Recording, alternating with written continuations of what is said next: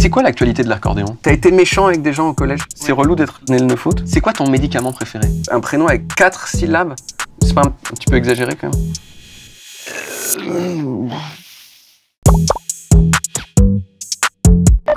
On y va? Ouais. Ok, bien. Ça se voit presque pas que t'as pris de la coke. Arrête, je prends jamais de... Écoute, tout le monde dit ça! J'ai rien dit. Tout le monde dit ça. Bonjour Panayotis Fasco. Bonjour. Tu sais ce que ça veut dire small talk en anglais? Petit parlage. Petit parlage. Mais t'étais bon en anglais. Au bac, t'as eu combien? J'ai pas récupéré mes notes au bac. Parce que je voulais juste avoir le bac et je suis jamais allé récupérer mes notes. Mais t'as eu une mention. J'ai eu une mention. Bien. Putain. Mais j'ai triché. Ne faites pas comme moi. T'as fait quoi comme tricherin? Je peux pas raconter parce qu'il y a des gens qui sont impliqués. Pour de vrai. T'avais des complices? À base de mafia et tout. Putain. Ouais, écoute. Ça veut aussi dire, small talk, ça veut aussi dire une conversation avec des choses inoffensives, sympas. Genre les comme ça. pandarous. Voilà, on peut parfaitement prendre des pandarous. En podcast, ça veut dire quoi? Ça veut dire que j'invite des gens connus, plus ou moins inconnus. Hein. Toi, je dirais t'es... Non, non, je dirais sur 100%, t'es 66, tu vois. C'est genre 2 tiers. Ah ouais, quoi. C'est pas mal. Tu vois. bah moi j'aurais dit genre un 38. Ouais, bah c'est pas un podcast non plus hyper Qui est à 50? Ah, qui est à 50? Bah non, je te dis qui est à 100 plutôt. Qui est Omar Sy? Non. Mbappé? Ouais, non, ça c'est 110 ça. Non, non, c'est François Hollande. Non. Là, vous croisez Hollande au supermarché, tu te dis tout de suite c'est Hollande? Oui, quand même. Mais peut-être que je l'ai connu plus longtemps que toi aussi, parce que moi il était déjà là quand j'étais petit, alors que toi tu l'as connu récemment, tu vois. Qu'est-ce que tu racontes? Au niveau de ton âge. Tu racontes? Bah si. Hollande, moi dès que j'avais 4 ans, j'étais fan d'Hollande. Le truc, c'est qu'on parle de tout, sauf de ce pourquoi la personne, elle est connue. Ok. Okay. Le problème, c'est... On va pas parler de porno. Voilà. Ok, d'accord. Je comprends. Le problème, c'est que quand on a commencé à dire ça aux gens au téléphone, les gens, ils ont dit, mais attends, moi j'ai des produits culturels à promouvoir. Ouais. Donc ta gueule, je vais pas venir à ton podcast. Donc on a dit, bon, ok, on fera un intermède. Mais non, moi je suis chaud, viens, on le fait full. Zéro intermède de promo. Putain. Voilà, c'est ça. Je suis chaud patate. On parle pas du tout du fait que j'ai 2 dates à l'Olympia le 23 et le 24 octobre. Voilà, comme ça c'est fait. Ok. C'est passé comme il vient de passer à 67% le boug. On s'est parlé 2 fois dans notre vie avant aujourd'hui. Ouais. Est-ce que tu te souviens de quand et pourquoi? Alors, il y a une fois que je peux pas raconter devant la caméra. Et c'est pour ça qu'on a changé ce petit regard depuis. Non, il y a une fois on s'est croisés dans un bar. Ouais. Et on discutait de scène, ouais. Stand-up, parce que tu voulais monter sur scène? J'y pensais, ouais. T'y penses plus? Si, il est beaucoup plus qu'avant même. Je vais changer ton micro. Il est nul? Non. Il est tombé dans mes poils. Non, t'inquiète. Attends, non. T'as tellement de poils, c'est affolant. Panayotis, j'ai compté, parce que je compte assez bien, un prénom avec 4 syllabes. C'est pas un petit peu exagéré quand même? Moi, c'est surtout le nombre de consonnes, c'est ça? Ouais. Qui dit 4 syllabes dit 5 consonnes. Ouais, mais il y a trop de consonnes. Il y a des voyelles entre les trucs. Il n'y a pas beaucoup de prénoms avec 4 syllabes quand même. Hein. J'ai essayé d'en trouver. Il y a Maximilien. Je crois qu'il y a Abdelkader. Et après, c'est que des noms composés. C'est pas un peu trop? Ça te fait pas chier? D'ailleurs, tout le monde t'appelle Pana. Ouais. Ma mère, elle m'appelle Panayou, ce qui rajoute encore... Mais... non, Panayotis, ça va. Mais je pourrais rendre 2 lettres dans mon prénom que ça m'irait, je pense. Et lesquelles alors? Lesquelles t'aimes pas? La première. J'en ai marre du Pana. Du coup, ce serait peut-être Nayotis. Je crois que c'est encore plus original. Nayotis. Mais après, ça fait un peu japonisant, je trouve. Ouais. Nayotis. T'as remarqué qu'il y a une sorte de beatbox intégrée dans ton prénom?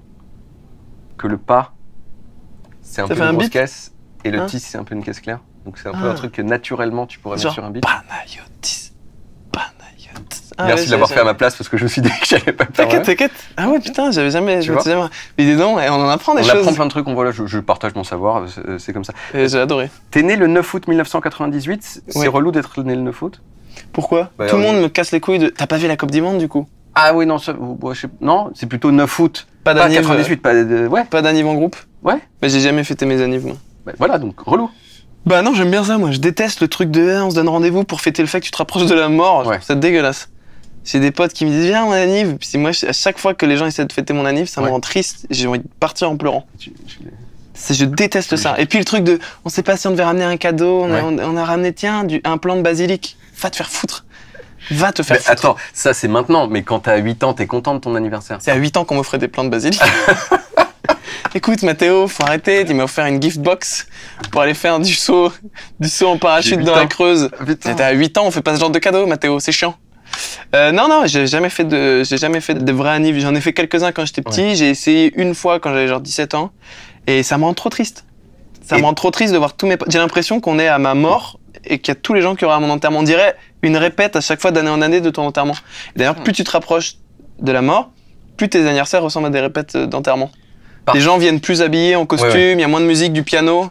Puis à un moment, sans trop réfléchir, tu mets tes bras comme ça, tu dis qu'est-ce qui se passe? Tu t'allonges et paf, c'est la fin. Putain, et voilà. Et donc c'est à ça que Panayotis pensait quand moi je faisais ah trop bien mon anniversaire et toi non. Non. Putain, t'étais dark très tôt. Oh ouais. T'étais angoissé comme petit enfant, t'étais un peu genre t'as eu conscience de la mort genre super vite et t'as fait. Ouais, mes parents ils m'ont envoyé chez la psy quand j'étais petit. Ouais. J'étais tellement angoissé. En fait, moi ma phobie c'était pas de mourir bizarrement. J'attendais ça. Non, pas du tout. Gamin très intense. J'attends la mort, maman. Qu'est-ce que tu fais, Pana? J'attends. Oui. La mort. CP plutôt avant. Ouais. Tu sais même pas écrire ton prénom que t'attends la mort? Oui, je sais écrire la mort. J'étais angoissé et j'étais pas angoissé de crever. Je l'ai été un petit temps, mais comme chaque gamin, 5-6 ans, pas plus. Ouais. Non, j'étais angoissé que tout le monde meure et que je sois le seul qui reste. Mon angoisse, c'était me réveiller dans la maison le matin et que tout le monde soit mort. Et chaque nuit, j'attendais. Je me disais, les tueurs vont venir tuer, les agresseurs vont venir agresser, les violeurs vont venir violer. Je sais pas pourquoi. C'est à la fois hyper généreux, parce que ça montre que tu tiens aux autres, et hyper mégalo. C'est hyper égoïste, bien sûr. C'est ça, mais il y a un peu des deux, quoi. Ah oui, non, c'était très égoïste de qui va s'occuper de moi quand tout le monde sera égorgé dans le salon. Non, j'avais peur de ça, et du coup, j'avais tellement peur que j'écoutais mes parents ronfler, et j'en ai beaucoup voulu à ma mère de ne pas l'entendre à ronfler assez fort. Très souvent, je descendais les marches, comme ça, et j'écoutais mon père. Je savais qu'il était en vie, le daron, mais la daronne, j'entendais pas. Et donc parfois, je venais réveiller, je faisais « Maman, maman ». Et après, je faisais « Ah, c'est bon. Elle dort, la dame. Cool ». Et voilà, et à un moment, tellement je stressais, ils ont acheté un babyphone qu'ils ont branché sur leur chambre. Donc moi, je les entendais ronfler, et ça m'évitait, et j'ai passé ça. Et 6 mois, j'ai eu un babyphone branché sur eux. Donc c'était très infantilisant pour eux, et je pense que je les ai privés de sexualité. Du moins, j'ai rien entendu de suspect pendant 6 mois. Donc, mais c'était... C'est vous, c'est une sorte de doudou technologique. Ouais. Moi, j'avais un foulard qui appartenait à ma mère et genre j'étais content de dormir avec parce que j'étais avec ma maman, c'était sa présence. Ouais. Toi, c'était la vraie présence de ta mère à travers son enflement, quoi. Ouais. Putain. Ouais, non, mais en fait, je pense que j'aurais fait ça s'il y avait les babyphones à l'époque. Mais je faisais aussi la présence de la mère. Moi, j'allais voler sa tête d'oreiller quand elle la mettait au sale et je mettais sur mon oreiller à moi. Comme ça sentait son odeur. Autant. Moi, je me souviens des fois, elle partait et elle portait un parfum spécial des fois et genre elle me donnait un bout de tissu pendant qu'elle partait pendant une semaine, je sais pas, en vacances avec mon père pour que j'ai le bout de tissu avec son odeur. Ah, c'est très mignon. Ouais. Putain, on a des rapports assez intenses avec nos mamans. Ouais. Tu sais ce qui s'est passé le jour de ta naissance? Ma mère a dû chialer quelques fois quand même, je pense. Mais je veux dire. Ah, dans le monde? Dans le monde. C'est la Saint-Amour. Audrey Tautou a fêté son anniv. Ouais. Non, je saurais pas. Ah si, attends, putain, parce que mon oncle, il avait la manie de, dès qu'il y avait un nouveau-né il achetait le journal, et je me souviens qu'il y a eu un gros truc meurtrier. Parce qu'il m'a offert un journal et il y avait écrit genre tuerie, c'est pas du tout le bon cadeau à faire. Tiens, tu viens de naître, le journal de ta naissance, tuerie au Kosovo. Il y a eu une tuerie au Kenya de ouf. Ah ouais, c'est ça, au Kenya, j'avais le cas. T'avais le cas, et sinon, moi je suis allé voir le JT du jour de ta naissance. Incroyable. Et donc, je peux faire... T'as des trous dans ton emploi du temps, toi, hein. Bah non, je prépare les interviews à merveille. Regarde, attends, on va l'écouter. Madame, monsieur, bonsoir.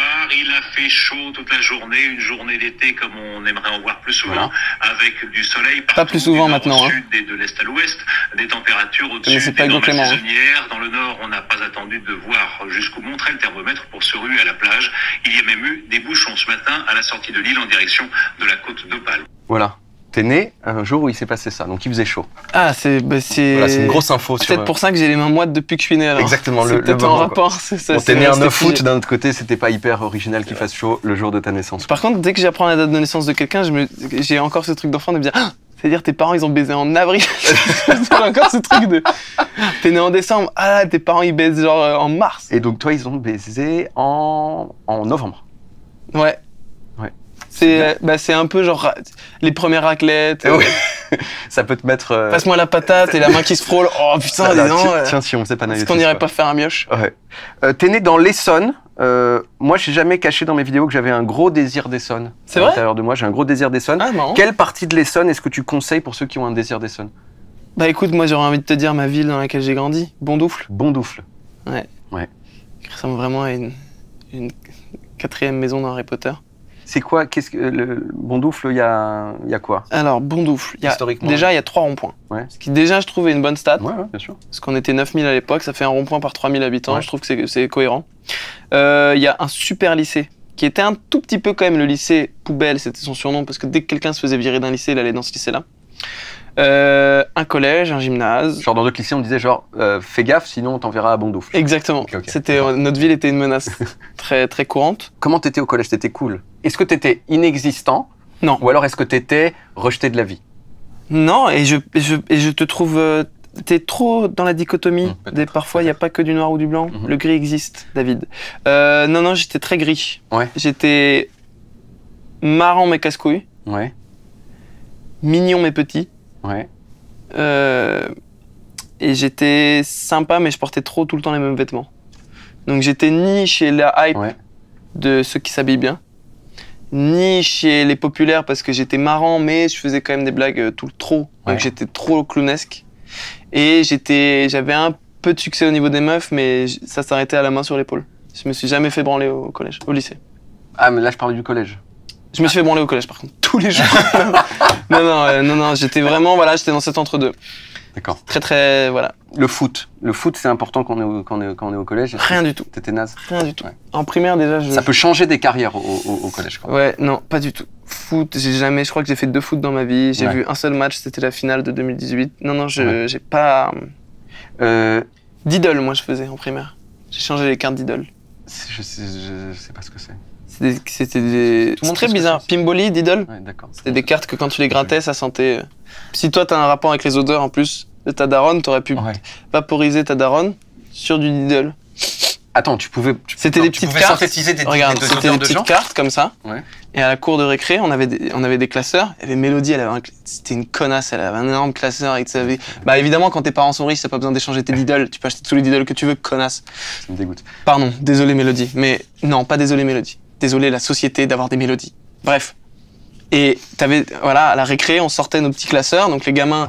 Il y avait tu sais, au JT, ils disaient les gamins portent des trop gros sacs à dos avec les cours. Non, c'était les sacs Diddle. T'avais des gros classeurs comme ça. Et puis à la récré, tu disais j'ai Pimboli qui fait du surf. Et toi, tu te disais bah moi j'ai Diddle qui est dans un backroom, je sais pas. Et bam, t'échangeais Pimboli contre Diddle. Et à la fin, t'étais en mode j'ai un Pimboli qui fait du volleyball. D'accord. Et tout ça, ils sentaient. Et ça a fait une enfance, ça. Et ça, mais c'est parce que ça sentait, tu pouvais gratter Pimboli, ça sentait la fraise. Parce que moi j'avais les trucs panini, mais c'était un peu pareil, quoi. Les panini, le sandwich chaud. C'est vraiment pas ce que c'est. Les crados. Ouais, bien sûr. Tu connais aussi les crados? Ouais, mais ça c'était trop masculin pour moi. Trop dans un truc de ça morve, ça machin, un truc. Non, moi j'étais dans un délire très sophistiqué, très sobre. Pimboli Diddle. C'était mes devises. Pour moi, c'est l'ancêtre de la crypto-monnaie. Hein. Pour moi, c'est l'ancêtre du Bitcoin. Diddle. D'ailleurs, il y en a aujourd'hui qui valent plus de 30 000 balles. Hein, donc, Putain, mais t'en as pas, toi? Il m'en reste quelques-uns bien cachés. Est-ce que tu faisais les trucs? Moi, j'avais la tapette. On mettait des cartes Panini sur le sol et en fait, on jouait à les retourner. Et quand on arrivait à toutes les retourner, on gagnait les cartes de l'autre. Non, tu faisais pas ça? Non. Parce que c'est parfaitement faisable. Donc, je vais répéter. On avait des classeurs. Je sais, tu peux sortir ton Diddle et le mettre sur le sol. Mais malheureux. Tu ne poses pas une feuille Diddle sur le sol, mais t'es un malade ou quoi? J'ai pas vécu cette époque. Non, mais c'était dans des films blister. Ah oui, d'accord. On parle d'enfants qui sont prédestinés à être secrétaires. Parce qu'il y avait vraiment un truc. J'ai déjà vu un enfant de 6 ans faire. Alors, mes Pimboli. Non, c'était pas du tout pose au sol, retourne. C'était je te la montre de loin, tu ne postillonnes pas dessus, Timéo, et si tu la veux, tu me fais un mail, j'essaierai de t'y répondre dans les 48 heures, tu m'envoies ton huissier, on récupère le Pimboli. Non, c'était une autre ambiance. Putain, c'était mieux que moi. Non, je crois pas. Non, je crois quand même. Je pense que c'est juste 2 ambiances différentes. Ouais. Et c'est l'enfance de droite ou l'enfance de gauche. C'est ça. Moi, je crois que c'était... Donc, c'était quoi la tienne? Toi, c'était l'enfance de droite et moi, je pense que c'était ça sonnait comme une enfance de droite, ouais. T'as été méchant avec des gens au collège? Beaucoup, ouais. Est-ce que tu voudrais demander pardon à quelqu'un et pourquoi? Oui, mais alors, en plus, c'est marrant, aujourd'hui, il bosse... je crois pas que je pourrais le dire, mais il bosse chez votre concurrent. Chez Brut, c'est ça? Non, mais j'étais un peu méchant. Non, j'ai été méchant avec des gens, ouais. Parce que pas sûr de moi, donc c'est plus simple quand t'es jeune et que tu as pas confiance en toi d'aller bousculer ce qu'il y a autour plutôt que de bousculer à l'intérieur. Donc j'ai bousculé partout autour. Et vu que je vannais, je faisais des vannes vraiment méchantes. J'ai fait des vannes méchantes. Sur le physique, sur tout. De leur grand-mère à leurs chaussures. Ouais. Pour te montrer l'épouvantail, j'allais dire.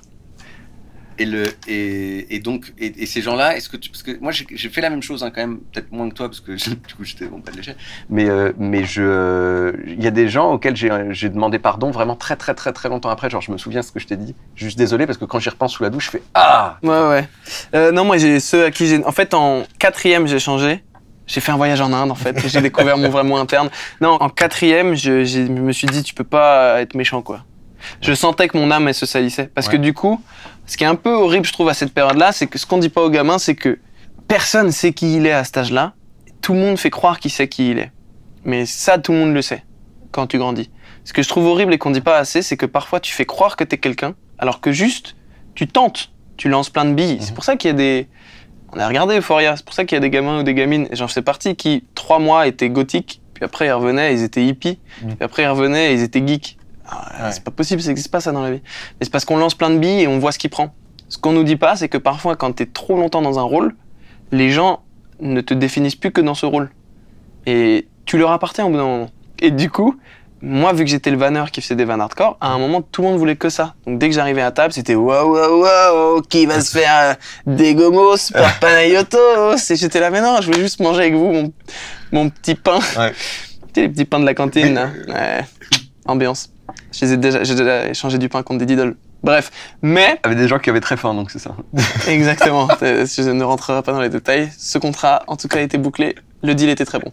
Mais non, j'avais ce truc-là. Et du coup, à un moment, je me suis dit, je veux pas devenir ce gars qu'on attend juste qu'ils descendent les autres. Et en 4e, à la fin de l'année, j'ai fait un tour et j'ai demandé pardon à tout le monde. Putain, tu l'as fait super tôt. Ouais, et tout le monde s'est foutu de ma gueule. Et après, en 3e, j'étais très clean et j'étais beaucoup plus à l'aise. Ça, c'est cool. Je pense que j'ai offert des cadeaux à tout le monde. Des Diddle? Non.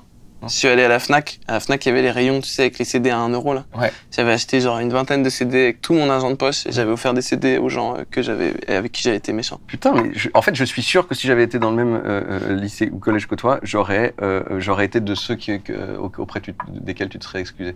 Bah, si t'étais aussi poilu que ça, je t'aurais bien enculé ta race. Ouais. Putain, ouais. Quand je te voyais sur Canal+, quand t'avais 17-18 ans, je me disais pas forcément que t'étais un super beau gosse, tu vois. Alors que maintenant, si, genre, ton visage, il est beaucoup mieux qu'avant. Ah, c'est vrai? Ouais. C'est un des meilleurs visages disponibles actuellement, je trouve.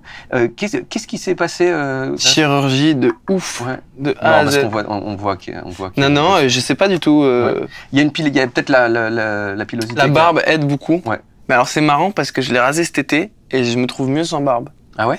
Ouais. Et les retours, le feedback de ton entourage, c'est ça va. Ouais. Ça va. Ils étaient un peu en mode... en fait, je suis conscient du fait que rasé, j'ai une tête de SS. Donc je fais gaffe. Oui. J'oscille entre Léon Blum ou SS. Je suis entre les deux, je navigue. Non, mais je trouve effectivement que la pilosité aide. Ouais. Je trouve. Non, c'est vrai. Mais j'aimerais, je vais faire ça cet été, parce qu'il faut se faire respirer les joues en été. Ouais. Rasage total, juste la stache. Oui, mais je t'ai déjà vu comme ça. Ouais. C'est pas mal, mal. Non, en fait, c'est ça, c'est qu'en fait, t'étais peut-être un peu le genou, quoi. Ouais, j'étais petite joue bouffie, petit gamin, quoi. Voilà, et puis ça bouffait bien son petit cordon bleu. Puis voilà, aujourd'hui, ça court. Tu penses quoi, d'ailleurs, dans l'ensemble de ton propre visage, quoi? T'aimes bien ton visage? Et j'ai découvert la semaine dernière que j'avais un bon profil et un profil pas ouf. Ouais. Là, c'est mon profil pas ouf. Ouais. Mais je veux pas que ça rentre dans ma tête tu sais, je veux pas devenir le gars qui dit on peut échanger de place parce que c'est pas mon bon profil. Mais je sais que là, par exemple, ça fait une tête, ok, alors que là. Ouais. Et alors, c'est pas un queutru. Hein. Est-ce que t'as mis le doigt sur qu'est-ce qui déconne du mauvais côté? Non, je sais pas trop. Je crois que c'est l'implantation de mes cheveux. Ouais. Mais j'ai l'impression aussi qu'il y a un truc de. En fait, c'est plus. Comme tous les sociopathes, tu sais, t'as la tête d'un côté c'est triste et de l'autre c'est... Et je crois que là c'est ma tête heureuse, là c'est ma tête triste. D'accord, et la tête heureuse est mieux. Et la tête heureuse est plus agréable. Ouais. Mais alors que quand même, quand t'as fait des trucs pour des marques où t'as fait le mannequin un peu, il y a pas si longtemps. Non. Lacoste un peu, non? Ouais. J'étais un peu beau gosse. On est plus beau quand on fait la gueule, tu trouves? Parce que je sais que t'as fait une émission là-dessus. Je trouve pas qu'on soit plus beau quand on fait la gueule. Moi, en tout cas, je suis plus excité par les gens heureux. La dépression me fait peu bander. Mais ça arrive. Je pense une personne ultra belle, mais triste, non. Je pense que c'est une question de clivage politique. Je pense que quand t'es de gauche, t'es plus excité par les gens heureux. Quand t'es de droite, c'est les gens plus statutaires et tristes qui t'excitent, qui te font bander. Je pense que la droite bande devant la tristesse. Question d'après, genre toi, dans ton désir, t'es pas très visuel. C'est-à-dire que genre, en gros, est-ce que tu peux avoir du désir pour une personne de droite? Voilà. Ouais. Est-ce que... il y a une anecdote que j'avais avant dans le spectacle que j'ai retirée, mais il y a quelques années de ça, en vrai c'était il y a 5 ans, il y avait une fille que je voyais que j'aimais vraiment, vraiment beaucoup. Et on s'était vus plusieurs fois. Et à un moment, je me souviens, elle retire son pull, elle avait un t-shirt Fillon. Ah bah voilà, donc c'était pendant la campagne en 2017. Et j'ai vraiment fait « Ah, trop marrant !» Elle a fait « Quoi ?» Et j'ai dit bah, « C'est marrant d'avoir un t-shirt Fillon. » Elle a fait bah, « C'est parce que j'étais au meeting, je sais pas, Quoi? Mais surtout, c'est pas qu'elle soit de droite. Bon, déjà, Fillon, mais... C'est à quel âge t'es fan de Fillon? Ouais, c'est tôt. C'est tôt. Très tôt pour être... Et là, ça a eu une influence sur ta bite ou pas? Ouais. J'ai bandé tout de suite. Non, c'est... Ouais, petite influence. Ouais. Mais donc, si elle avait un t-shirt Jordan Bardella, par exemple, qui lui est très jeune. Ah ouais, non, ça c'est chaud. Ça, la bite s'éteint. Ou elle s'anime avec un désir de vengeance. Ouais. Et ça, il faut pas.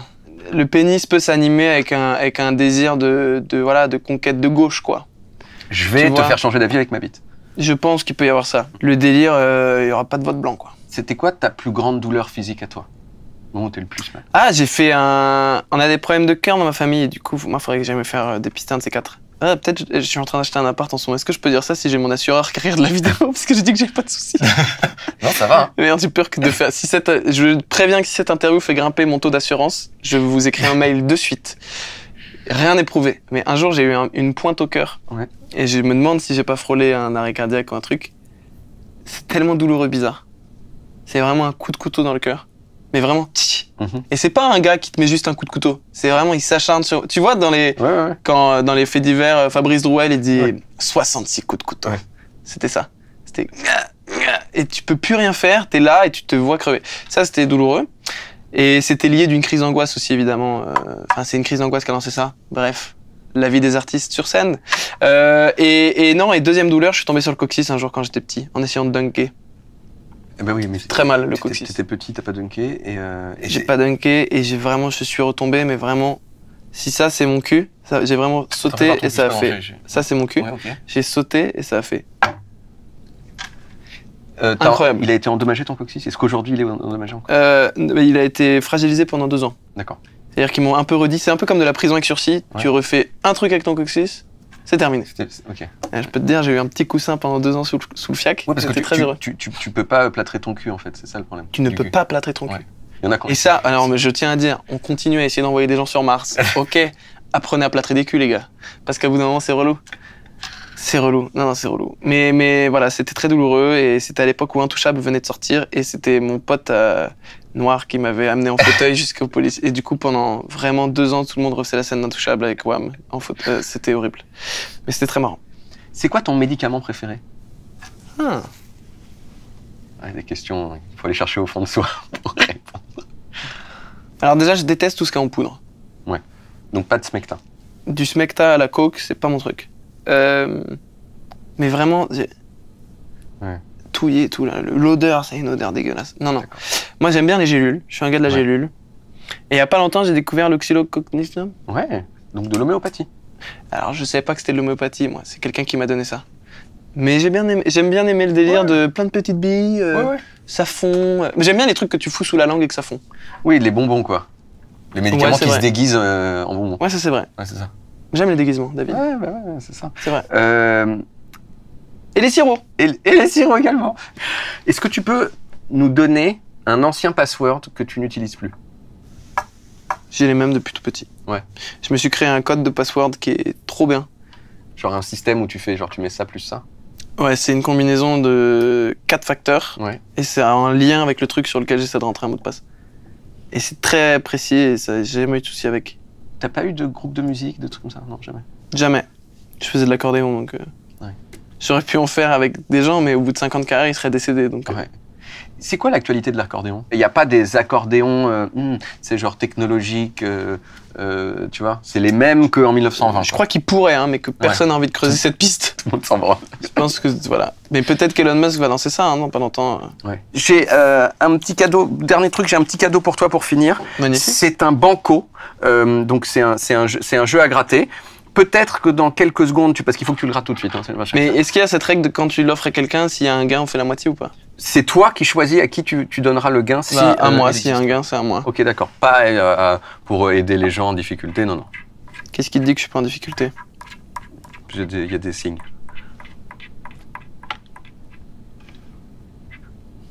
C'est bon. Donc tiens, tu le gardes.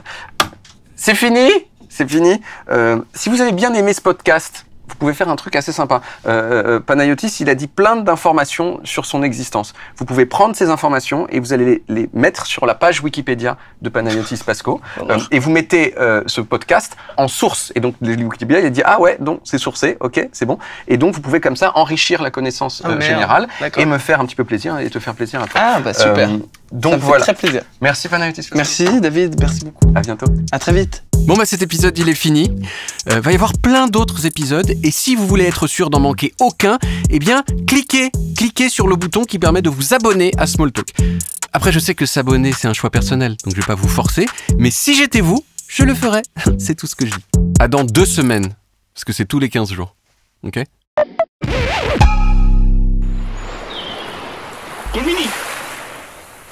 T'as vu tous les poils que t'as? Je suis jamais allé chez un endroit pour me les faire enlever. Ah bah tu devrais. Mais oui, non, pas du tout. Pas du tout. Mais par contre, quand tu dors avec quelqu'un, la personne dort sur... Parce que t'es vraiment transpiré de cette zone. Non, mais c'est doux plutôt, tu vois. Flemme de se réveiller et de faire... Non, parce qu'il super nuit, vraiment David. C'est dégueulasse.